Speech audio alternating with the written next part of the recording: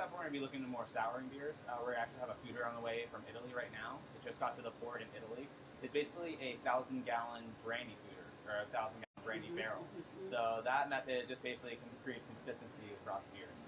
So talk some more about sour beers. A lot of people don't understand what sour beers are. Souring or bugs in beer, active fermentation, or infection of beers. We like to pitch different ingredients as far as lactobacillus or Brettanomyces in the beer. And it literally, those are different types of strains of yeast, wild strains of yeast with that. And what we activate out of that is it brings out different dryness, tartness, and characteristics of beer that most people wouldn't want. But we actually like to further that process and look for it. In the past, you've had several sour styles. You have one on right now. We have quite a few on San today. Marcos Sour. You've had. We have the San Marcos Sour Blonde. We have Sarah Lovely is our Raspberry Dark Sour. We do a Goza, which is more of a traditional with beer, and then we also have our hipster popsicle, which is conditioned Goza with cherries and lime. Good evening, everyone. Happy Tuesday evening. I am your host of your favorite sports show, Satara J with Get in the Game. Thank you for joining us this Tuesday after Super Bowl, and what an exciting Super Bowl it was. And just in case you forgot how the Chiefs came away with that paramount victory against the San Francisco 49ers, let's take a look. Now 2nd and 6. Williams makes a cut and will roll into the end zone for the touchdown. No flags.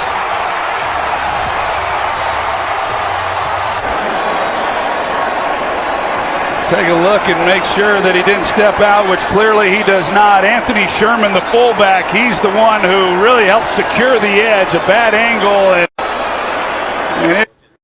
And there you have it. That was Damian Williams, Travis Newsome here to my left, supporting me here on Get in the Game as we recap the Super Bowl that the Chiefs were able to come away with. They hadn't won one since 1969. That's a long time, Travis.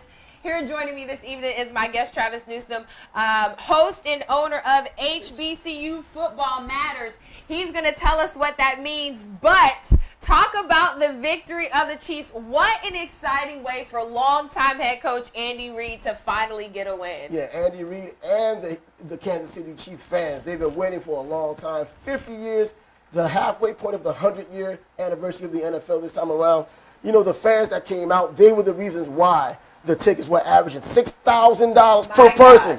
So you see the excitement, and most teams that haven't been here in a long time, you can see the excitement of a team like this. A flagship team, by the way. Their owner, Lamar Hunt, owned the AFL, started the AFL, and to see this happen 50 years after their first one was spectacular the other night. Exciting. And you were actually there. I was here in Jacksonville hosting a Super Bowl party of my own. Get in the Games first. Thank you to our sponsors, Pink Salt Restaurant and 227 Boutique, for sponsoring that.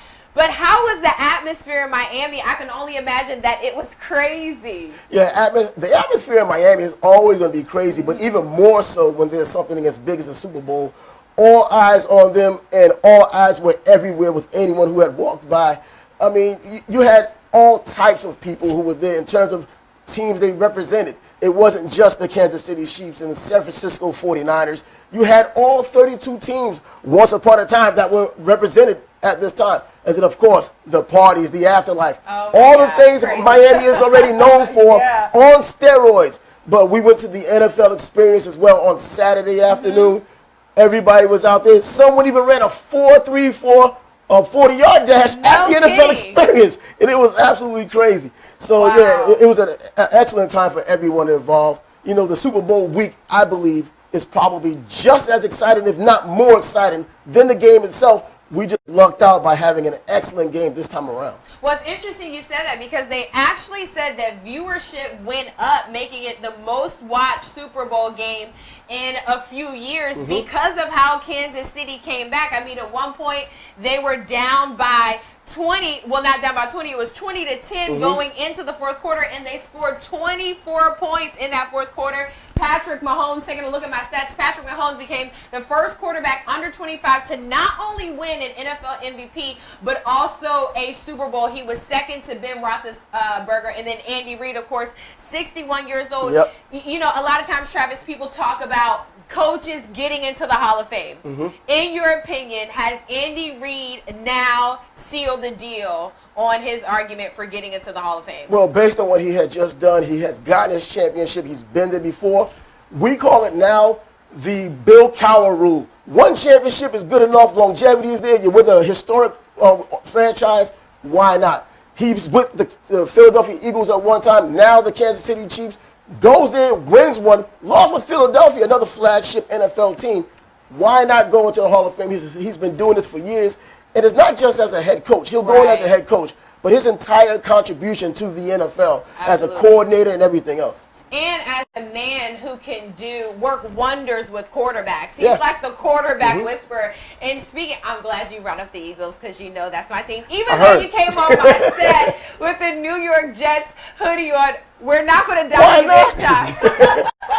Why not? But listen, the interesting thing that you just brought up, comparing, talking about Andy Reid spending 14 years with the Eagles, I thought it was very nice for the organization to shout out to him that it was his moment. And speaking of his moment, the Chiefs and the Eagles, only two teams in NFL history that converted multiple fourth down conversions. Why were they so successful doing that a couple nights ago? I don't know. I mean, you have the customary 2 weeks you wait in between games. Other people probably had the chance to do that well, but this is also a close Super Bowl. And a lot of the previous Super Bowls, there weren't many times where it was close enough to have to worry about taking those chances. If it's not, it was one team and the other didn't have to worry. This time around, I think because it was so competitive and looking at the comeback and knowing Mahomes' history, you had to take more chances for them, and Mahomes' team had to take more chances because they were behind. Right, absolutely. The thing I loved about the Super Bowl, you have two very quiet, meek, gentle, Andy Reid, Kyle Shanahan, not coaches that you see running up and down the sidelines, throwing their headsets, yelling at players. Very calm, but witty. And when you look at the statistics of this game, because you talked about how close it was, Kansas City total yards 397, San Francisco 341. One of the biggest differences obviously was time of possession. Kansas City was able to control that just a little bit. They had 33 minutes, San Francisco 26. But when you look at how the Chiefs came back, a lot of people were kind of concerned because earlier in the season, especially in the postseason, we saw them down to the Texans. They were down against the Titans. They kind of got down against the 49ers.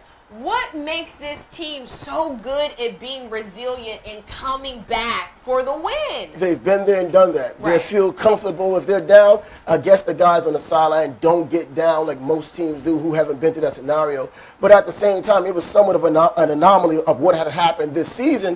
When you look at how Mahomes was the guy, the arm, the legs that also ran and got them to where they were. But it was Damian Williams who really stepped up. And he's the reason why the numbers changed in terms of time of possession. They became more of a running team. Mahomes had his troubles, and we saw it at one point, 1 touchdown, 2 interceptions.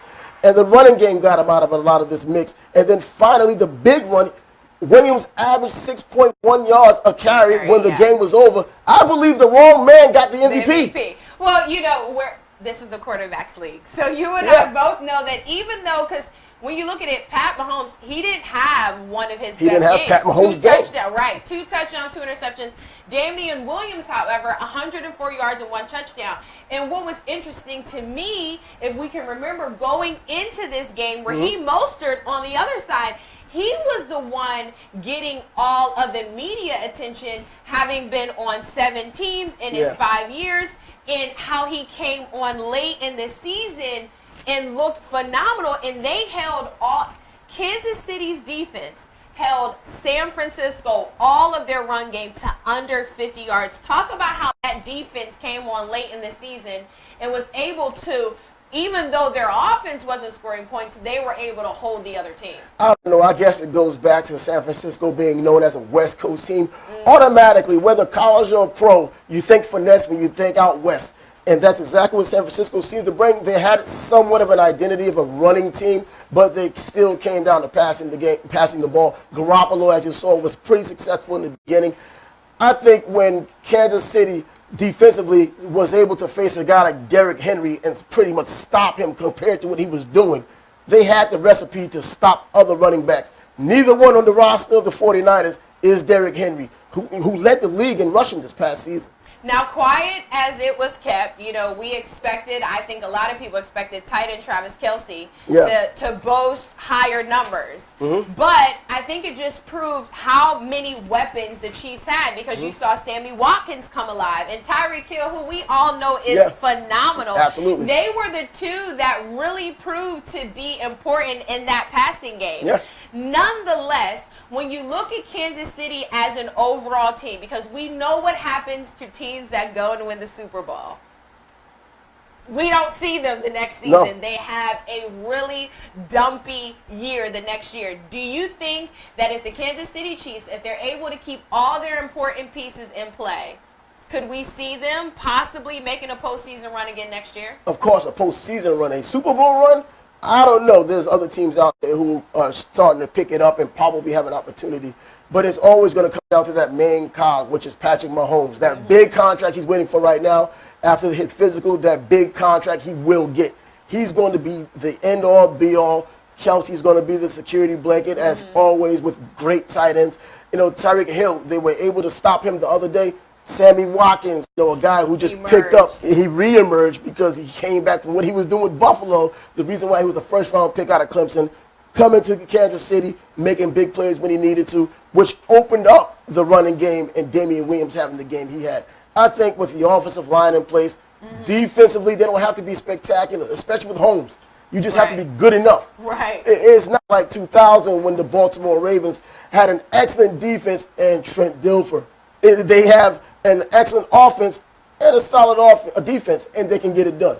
Let's talk about some of the younger quarterbacks in the league as we kind of shift the conversation, because we saw younger quarterbacks this year kind of make their stamp in the league. We saw the Lamar Jacksons, the Pat Mahomes, the Kyler Murrays. Even though he didn't have a phenomenal season, he still was chosen at NFL honors as Offensive Rookie of the Year. Talk about how the league is kind of changing towards the younger quarterback and the shifty, more mobile quarterback that can kind of make plays on the run. Yeah, that's what I'm saying. They're changing because they have to change. The colleges are forcing them to change. The offenses these colleges use in which these players become so successful, well, this is the way to continue that domination or continue that growth in the NFL. You can't have an option quarterback in college and throw the run and shoot in the NFL. You have the spread offense in college.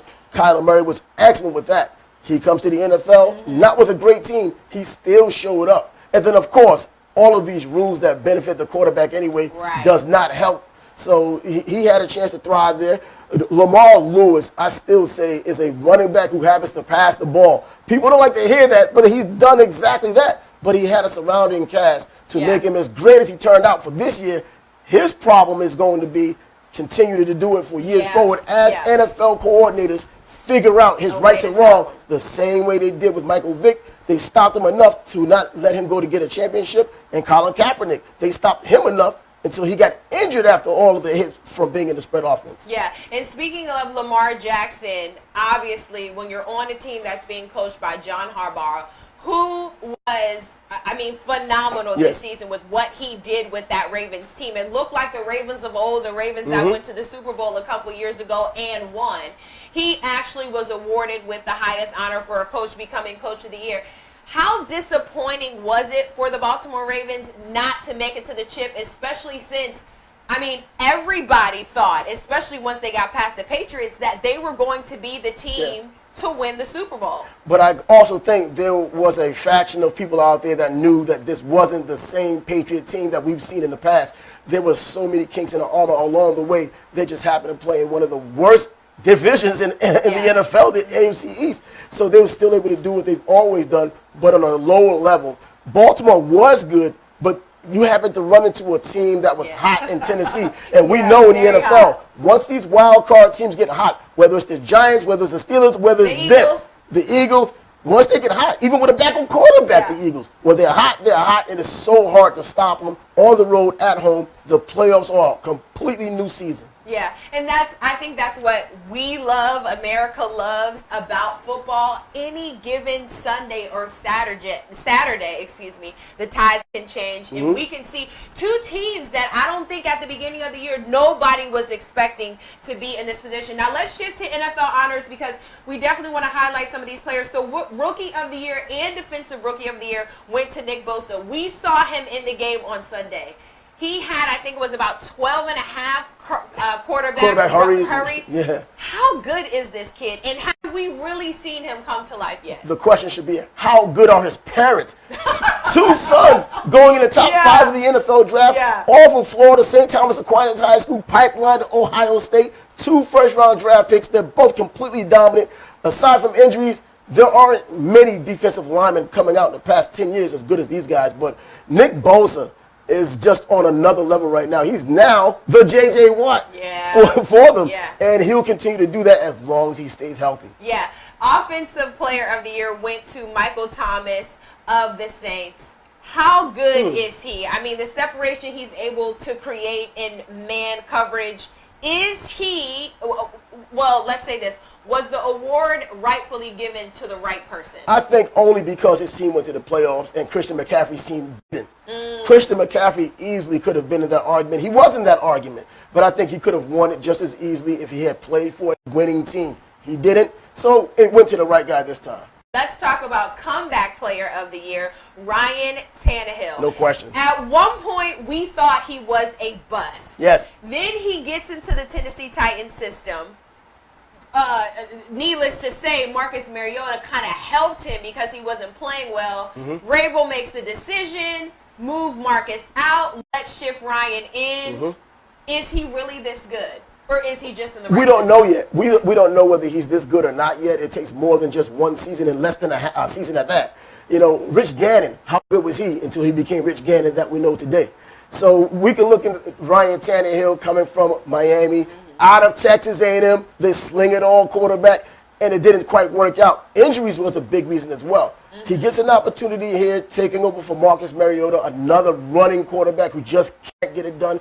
A lot like Jameis Winston, but he also had a running back that helped out a lot, who ultimately led the league in rushing. And he was hot from the beginning, hot in the middle, hot at the end, even hotter in the playoffs in terms of the running game. So, yeah, Ryan Tannehill, easily Comeback Player of the Year. You had to bring up Jameis Winston. He wasn't on my list to talk about, but let's talk about him because you brought him up.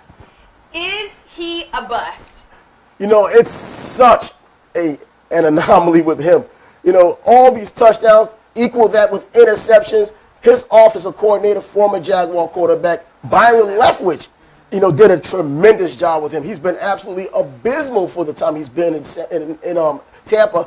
He has all of these yards. He has all these touchdowns, but still the interceptions.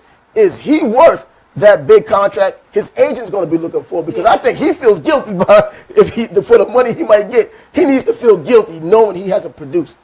And as Jameis Winston said earlier this season, he has the potential to be the best. We just haven't seen it on paper because he became the first quarterback in NFL history to throw 30 touchdowns and 30 interceptions. I'll say so myself, Jameis, that's not the way you want to be the best. We need to see better numbers out of you. The one thing I keep remembering is when he came out of college and John Gruden was not a coach at the time. He was analyzing quarterbacks before the combine. He said he was the smartest quarterback he's ever run into. I mean, going by what's going on over in Las Vegas, whatever you go. We don't want to take what you said with a grain of salt. And winning with Tony Dungy's players, I don't take his word at all. At all. So let's definitely bring up Calais Campbell because obviously he's a player here in Jacksonville. Walter Payton, Man of the Year. I think so many times these guys that win this award rightfully, we know them on the field, but we don't necessarily get to see them off the field. You are a native here in Jacksonville. Talk about Calais Campbell and just what he means to this community. Oh, absolutely. Especially our community as we see living here, the things that go on in this community, you know, from the high crime rate and whatnot, people who need help and whatnot. He's done excellent. He's done a lot of what these other people have done, even some who were not nominated. I mean, a few years ago, we had Jacksonville native Sam Barrington from Terry Parker High School, went to the Green Bay Packers. He was their nominee. He didn't win. But because I've known him since he was 16 years old, I've seen what he's done behind the scene. Right. Whether it was $21,000 or $22,000 for kids' school books and school book bags and all of that before school, all of those things he did, awarded by the Chamber of Commerce in Green Bay, the same thing Calais is doing. Mm-hmm. It's just a matter of how long you're in the league and how long you're doing it. Yeah. And he's been doing it for years. And this is a lifetime achievement award or career-wide achievement award for him. Absolutely. And maybe the award that will seal his deal for an argument in the Hall of Fame. Now, I think he's on a trajectory to get there. Yeah, absolutely. Let's talk about some of the NFL top free agents, because this is maybe one of the craziest classes we've seen in years. I mean, we can't talk about everybody, but let's talk about those who highlight the list. Full of quarterbacks. You got Dak Prescott, Drew Brees, and Tom Brady, both at 41 years old. You've got Phillip Rivers at 38, who recently made an off-season move that was kind of sketchy to some. He decided to pick up his family and move back here to Florida, which some people said, okay, what does that mean? Is his career over? Is he trying to maybe play for any set team in maybe Jacksonville or in Florida, maybe Tampa Bay? All three teams in Florida could use it, Phillip Rivers, just to talk about that. But when you look at these quarterbacks, also included in this list, top free agents, we just spoke about him, Ryan Tannehill, where do you see any of these players landing and why? So Dak, Drew, Tom, Phillip, and Ryan. I think Dak is probably going to stay with Dallas. Okay. I think he has to stay with Dallas. You know, he and Zeke came in together. There's chemistry there. And now you have a new coach there. You want to see what he can really do. Right. You see what Jason Garrett has done for years. Nothing. I don't know how he stayed this long, especially under Jerry Jones. So Dak, I think you kind of keep him there for stability. I think he might just get used to going to the playoffs finally, but not the Super Bowl, because I don't believe he's going to be able to take his team to the Super Bowl. Does he deserve top dollar? Will we see him? That's a problem right there. Yeah. He's almost he doesn't necessarily fall in that Jameis Winston class. But as far as success goes, he kind of falls in that Jameis Winston class. But at least he gets to the playoffs. He won one game finally in the playoffs for the Cowboys. It's just one of those things. It's so difficult to put a dollar amount on what he did or what he's about to get paid. So are they going to put the dollar amount on his potential or what he's done from the past? If he did it for the past, he shouldn't get too much more than he's getting now. Right. And if he did it on potential, he should get more, but not extravagant. Not as much as Patrick Mahomes. No one. Okay. No one gets that. I just wanted you to make it clear for the Cowboys fans. No one gets that kind of money. No one gets that kind of money Mahomes is getting. He deserved it coming off of a championship. Yeah. Just 3 years deep in his career. Come on, this is a dream for him. Right. Does Drew Brees stay in New Orleans? And do we see the Saints finally let Teddy Bridgewater go and maybe find a place where he can now shine as a starting quarterback in this league? No, I can see Drew Brees. He is New Orleans right now. I mean, he's helped them through thick and thin. This is a marriage. So with sickness and health, to death do us part. He's not dead yet. He's going to be a Saint. He's been there for Katrina. He's been there after it. He's going to be there now. So what do they do with Teddy? Teddy, he's a good security blanket, but I think you can let him go because Taysom Hill is someone you can develop as one of these quirky quarterbacks. Yeah. I mean, it is a running league. Kyler Murray's shown that this year, and Jackson has shown it this year. So, yeah, I think that he can stay around. You could probably develop him as a quarterback. So, Tom Brady sends out this cryptic tweet this week of him, walking out of a tunnel, all dark, dressed in black, for a commercial for Hulu, but at the end he made it very clear. Hulu has all of these great deals, they have all of these great packages, and oh, by the way, for the naysayers, I'm not going anywhere. Yeah, will he go anywhere, or will we see the Patriots pay him $30 million to stay in Boston? You know what, if it's a one-year contract for $30 million, I could see him doing that because he's an older guy, he doesn't need a long contract. He can go year to year. But this is the year of subliminal messages, whether it's a Super Bowl advertisement with kids in the cage or whether it's him making commercials kind of giving cryptic messages. I think that he stays in New England for at least one more season. Okay. And it might be his last season. Maybe. We'll see. Well, according to Tom Brady, he's not going anywhere for a while. Now, Derrick Henry, he's also a free agent from right here down in Yulee. We know him. Amazing season with the Titans. I mean, what can we say? Are they going to renew him? He's gotten incrementally better as the years have gone by. In fact, this was one of his make or break years, and he did exactly that. He made it. But you hear these national shows that's talking about that he should not be renewed because he's had so much mileage. He's such a big guy. He's so physical. He's not as physical as people think. He's more finesse than physical for a guy his size. And so I think that it would be in their best interest to sign him because he's just as big a reason as Ryan Tannehill to continue whatever they're doing right now. Vrabel, he knows his team. I know he has some say-so in when the general manager makes his move. I think he stays. And I think they'll keep him too because with Mike Vrabel going into his second year as a coach, trying to keep the same pieces around him that put together such a spectacular postseason run, we want to see if he can do the same thing. Right, you can't disrupt that. Melvin Gordon, is he going to stay a Charger? Melvin Gordon's been complaining forever. Yeah. So I think that, Antonio Gates left. Now you look at this cryptic message from Phillip Rivers. He's in Florida now. We don't know where he may end up, and he may leave himself, might be gone himself. I see them looking completely, especially with the relocation. They're looking for a rebuild. They can get away with it. So they don't need him either. Running backs, you can replace a running back these days, especially the way the NFL is. So there are running backs coming out that you just throw it in. They can just do their thing.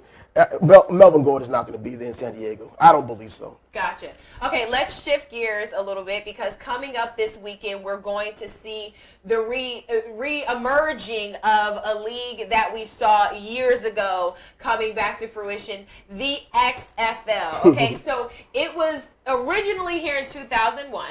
Okay, it was a league that was partly owned by the WWF at the time, which is now the WWE, and also NBC. So they started a couple years ago, founding this new league, so to speak, in 2018, and now they're relaunching it in 2020. Of course, we know that Vince McMahon, billionaire, right, is now over this, and they're structuring it a little bit different. So instead of being centrally owned and operated by the league, it's not a franchise model. It's going to be with ownership solely by the league. What are we going to see out of the XFL? What can we expect? And will they stay around a little bit longer than last time? With all the little funky things going around structurally and whatnot, it still comes down to, are these players good enough for people to watch after being consumed with top-notch football, both in the collegiate level and the NFL level? For a league, and it has to get out of that stigma of looking like a WWE league, which is a comical thing to some people. This is the league who brought us one of the best marketing tools inadvertently ever. He Hate Me. Come on now. He Hate Me came from there. He became one of the biggest stars of the league and wasn't even a star. And so it comes down to quality. I don't think what are they going to do differently than all of these other leagues from the USFL till now, going against the NFL or even just being a pro team? I just don't see them doing anything for the long term. This is another cash grab or maybe or whatever it is, but I don't think it's going to do well. Well, let's talk about how they are structured because either way they're starting, people are going to watch it because it's football. The NFL's, so to speak, off for right now until we start getting closer to the combine and a pro days and the NFL draft. So it's a 10-game season with a 2-week postseason. They have landed some super TV partners. They've got ABC and ESPN as well as Fox Sports. And then they've got 8 teams. So when you look at it, it's an East and West conference. In the West, you've got the Dallas Renegades, which is coached by Bob Stoops. So it'll be interesting to see him coaching again. What are your thoughts on that? Well, he's a collegiate coach coming over to the pro game. Once again, they're bringing personalities and hoping it helps out the play of the players, but it's still coming down to the quality of the players who are out there. I mean, here in the U.S., you want everything to be top-notch. If it's going to be WNBA, you at least want the best women playing. If it's going to be in the NFL, you want the best players out there. College football the same way. Even in the FCS, which is 1AA, you at least want the best of the FCS. This isn't the best we're going to get. If they're just going to be the best of the XFL, unless they can consistently put a product out there that makes people get up, people will watch more NFL Network than watch that. Yeah. Or they'll watch more of the draft than watch that. Yeah. And that's a problem. Yeah. So the other teams, we've got the Houston Roughnecks, interesting name, right? Coached by June Jones, the LA Wildcats, coached by Winston Moss. The Seattle Dragons, coached by Jim Zorn. We know him from the NFL. Then the Eastern Conference, DC Defenders, Pep Hamilton, who's also the coach and the GM. The New York Guardians, coached by Kevin Gilbride. We've seen him in the NFL as well. St. Louis Battlehawks, coached by Jonathan Hayes.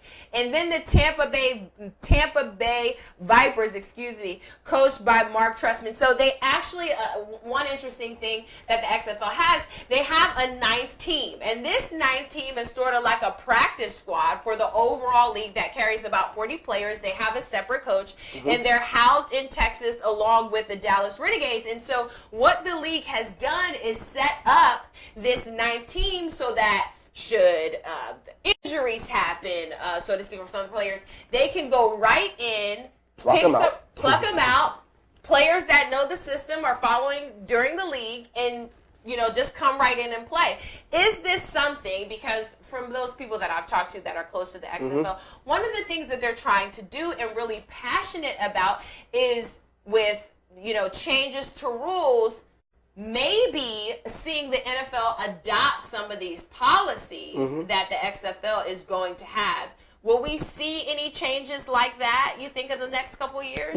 Some of them are good ideas when you're talking about plucking players from a lot of a practice squad for any team who may want them. Yeah. That's good. A nice little grab bag of players you can do.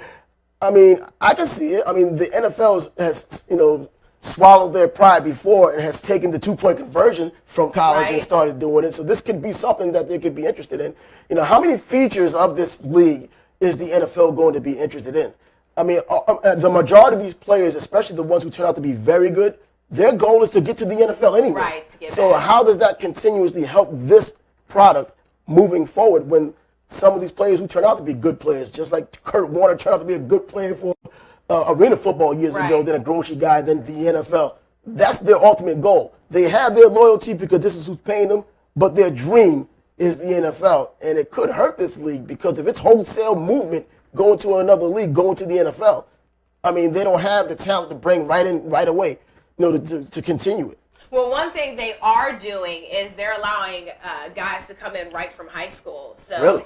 Those guys that maybe don't get a scholarship for football, maybe don't have the grades, maybe need a little bit more attention in terms of their attitude, are going to be able to go in. I think the cap off is I'm sure you guys will go look it up on Wikipedia when we're done if I'm wrong, but I think it's 18 or 19 they'll let you come in. And so when you talk about playing guys $2,500 a week, 18, 19-year-old kid, that's better than getting a regular everyday job. Yeah, it's better than getting an everyday regular job, but you're also talking about chances off, you didn't get a scholarship coming out of high school, you're probably not a quality player to go into college to begin with, let alone a professional team. If you had guys like Maurice Claret, who had his issues back in the day coming into the league, that's a different story. Or, there was Callahan Bright, who came out of Florida State, who would have been an absolutely phenomenal player years ago, couldn't come, he got suspended in school. In fact, I think he got expelled. Went to Florida, couldn't get into Florida State because of his grades. He ended up going to a smaller school and things just fell apart for him. If you have players like that, that's more believable. Not getting scholarships because you've done something off the field, but then you now have character issues you may have to worry about in the future. And work out. Yeah, so it'll be interesting to watch. Another thing, though, they do have their league championship on April 26th, which for most teams in the NFL, they will be starting OTAs in May. So that will give these guys, a chance to get their film together, get healthy, take a few weeks off, and then make a push to get back in the league. Because when you look at these overall rosters, and of course there's not time to go over all of them, but when you see the Cardell Joneses, guys that could possibly get back into the league, possibly whether it is make a practice squad or, just for the love of the game, have a shot again, because we know that when you're coming out of high school, you may make it to college. You look at some of these rosters, they have guys who have played in the league. Then you have some of the guys who were on the AAF, in the AAF league. When that folded, now they're playing in the XFL. So the potential to get them back to the league is there, because what this league is trying to do is to give players another opportunity to get back. So they could kind of become a feeding ground for the NFL, don't you think? Yeah. Do you think they're trying to get these players to get back to the NFL, or would they rather grow their own brand with these quality players so they have a quality league? You know, it wouldn't be in their best interest to have players exclusively going to the NFL and just using this as a stepping stone.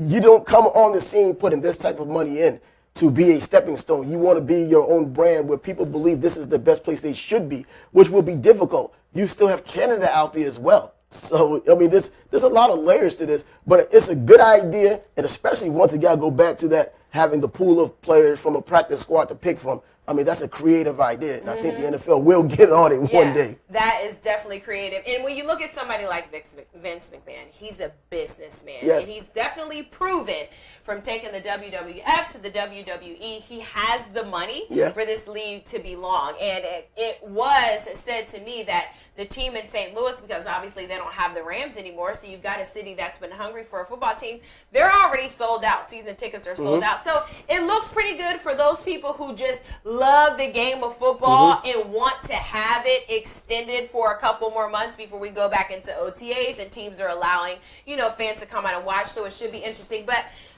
the schedule this weekend, because this is, the season, they're going to kick it off this weekend, I'm sorry. So February 8th, Seattle will be at DC on ABC at 2 p.m. LA will play at Houston on Fox at 5. And then on Sunday, they'll play as well. Tampa Bay will be visiting the New York Guardians at 2 p.m. on Fox. And then St. Louis at Dallas, 5 p.m. on ESPN. So it'll definitely be something to watch. Now, let's kind of close out with, because this is the first time we've talked in a while. And so obviously, that, a couple weeks ago, we lost the legendary Kobe Bryant. Yeah. I know that you follow a lot of HBCU sports. You're heavily delved into basketball. When you look at his legacy, and when you go back and forth to these HBCUs, what kind of footprint are we going to see Kobe's legacy leaving on these schools from years from now? He's always going to be someone that the entire world thinks about, as we see right now. He wasn't just a community guy or an NBA-wide guy. We're now seeing his scope right now. Everybody all over the world. I mean, you go to countries that don't even follow basketball, at least you didn't think they did, and they know Kobe Bryant, and they're mourning Kobe over this. His legacy, and now with his daughter being involved, it kind of takes the public consciousness even tighter. And this isn't something that's going away anytime soon, if at all. And Kobe's, his legacy was already stamped. It was just a matter of him going to the Hall of Fame next year, and now they're moving it up to 2020 so he could go in. His daughter being, I had video of his daughter playing and seeing how well she played, and then she had all the tutelage in the world and opportunities, but it still takes talent. Your parents can't go out there and play for you, and she's done well. And I think the University of Connecticut, the women's basketball team, is retiring her number because she wanted to go there. So his legacy just goes beyond anything I thought it would have been. And I knew him for more than outside of basketball, more than just basketball. I knew what he did on the outside with the book club and all these things he's done. But wow, the way it has touched the rest of society. Yeah. I mean, period. It crossed racial bounds, and in this age we live in of social strife, everything is just running the right way right now with Kobe, and those types of things bring us together.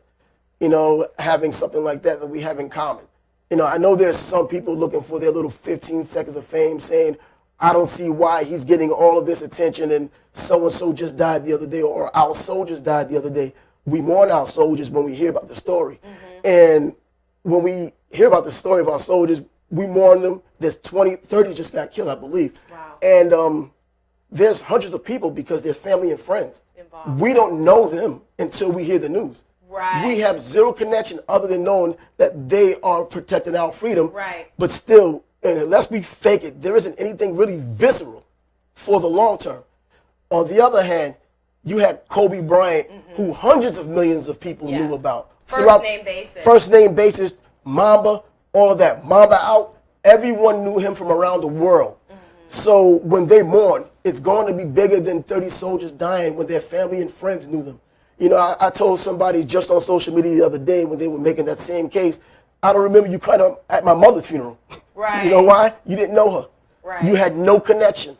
We had 20 years of a connection with Kobe Bryant. Absolutely. As a 17-year-old going across the stage with David Stern, watching him under a microscope through 20 years, at least 6 months a year. That's 10 whole years. Right. His goods and his bad, his poor decisions, not mistakes, Right. his poor decisions and his rejuvenation and his comeback. Yeah. We saw his young family go through it. They weathered the storm. 4 girls came from that. Yeah. 4 beautiful girls came from that. And one is gone now, and it's a travesty, but they'll live on because we do. Yeah. And so that matters to a lot of people because a lot of people got that news at the same time. They felt they knew him, and the ones who didn't know him, they knew of him. Right. And that's what matters. Yeah. Well said. Thank you so much. Now, before we leave, you do have HBCU Football Matters. Yes. So tell us what that is. How can people follow you? Because I know you are passionate about the media when it comes to giving media attention to our HBCUs. And I definitely appreciate it because having been a graduate of the illustrious Hampton University. Tell us about HBCU Football Matters. HBCU, historically black colleges and universities, they do not get the press, as you probably know, as all of these other schools throughout the country. Alabama, of course. I'm not expecting that.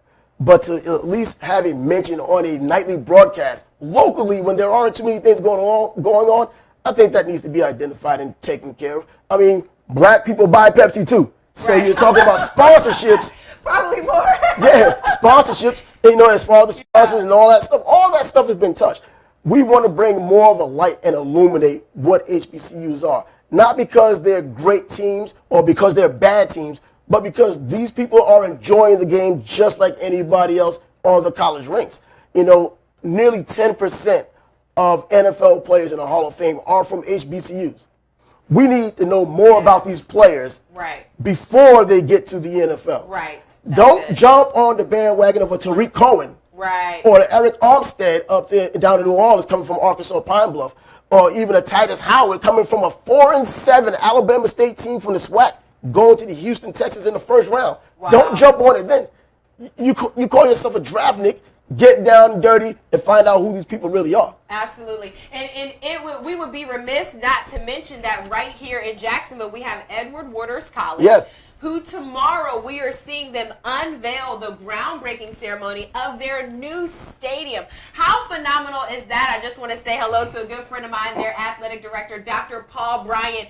Amazing for them to finally get a home that they can call their own. How big is that, not only just for the city of Jacksonville, but for a small private institution like Edward Waters? I think that's exactly what it is. A private institution relies on money that isn't completely government money, so they can use all the money they can in terms of people who are going to come because of the facilities. And by the way, they just moved up to the SIAC. Yes, they did. So and they're not complete members yet. I believe it takes 2 years, but regardless, they've played this past season. They've looked well in some games. Games they should have been completely overmatched.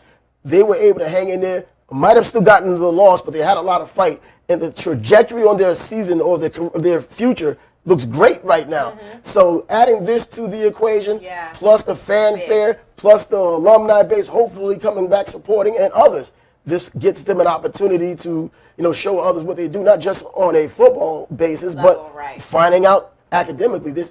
Some people don't even know what this is, who this is or who they are in the state of Florida, let alone, other states. And it reminds me of Miles College in Alabama when they were just a putrid team for years on end. Now they're one of the better teams. They went to the playoffs this past season. So it looks like it's a possibility, especially with this Florida talent. It's always, even the 3rd, 4th, and 5th tier talent in Florida can help you win on some level of football. Absolutely. And so if you guys are here in Jacksonville, you want to get out, go support Edward Waters College. They're in season right now for women's and men's basketball. So definitely support your black college here in Jacksonville, Florida. Thank you so much for joining me on this Super Bowl recap show this evening. Travis, how do people follow you and get involved with HBCU Football Matters? Well, we have an HBCU Football Matters YouTube page. So just put in HBCU Football Matters. Go to YouTube. Put it in the link, put it in the search bar, you'll find it there. Or you can go to Facebook and do the same thing. HBCU Football Matters, HBCU Football Matters, and join some of the diatribes we have on it. We have a bit of conversation from time to time. The dialogue So, the dialogue will be great. And, and some things that has nothing to do with HBCU as far as that goes, but has to do with the history of people who made it possible for HBCUs to exist. Absolutely phenomenal. Thank you so much for joining us. I want to say thank you to my production staff. Thank you to my sponsor, 227 Boutique. This evening, you guys know where to catch me every Tuesday at 6:30 p.m. Satara J here, signing off for Get in the Game. Don't forget to head over to 904live.com. You don't want to miss an episode. This month, we are launching a new series entitled Life After Football, where I look into the life and legacy of those men who have played the game of football and have now shifted in another career. Thank you so much for joining me. We will end off with this tribute from Peyton Manning to Kobe Bryant there at the NFL Honors. Let's take a listen.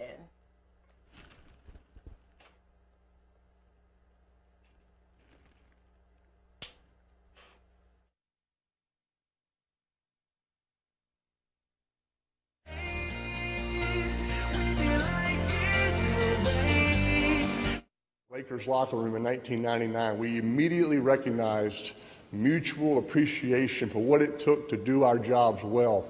His sport was different, but the way that Kobe prepared, the way he analyzed the game, that was very familiar. Kobe loved not just basketball, but all sports. He was a superstar and a fan, a huge admirer of his hometown Philadelphia Eagles. Kobe gave a pep talk to the team before a playoff game the year they won the Super Bowl. He talked to a lot of teams and players over the years at every level of sports, from youth teams like his daughter Gigi's to the pros. Kobe understood the importance of cultivating the future of sports, and more than that, of sharing the valuable lessons sports teach about life. He didn't just give advice, though. Kobe was always asking questions. Hey, Peyton, what are you doing at the line of scrimmage? Why did you make this audible? He was trying to understand football as deeply as possible. Like a true champion, he never stopped learning. We knew him as a superhero, but in his world, and in a curious, passionate fan in ours. The NFL joins the country and the world in mourning the loss of 9 individuals who left their own indelible imprint on the lives of many. And our heartfelt thoughts and prayers are with their families. May God's peace be with all of them. And I sure do miss my friend, Kobe Bryant.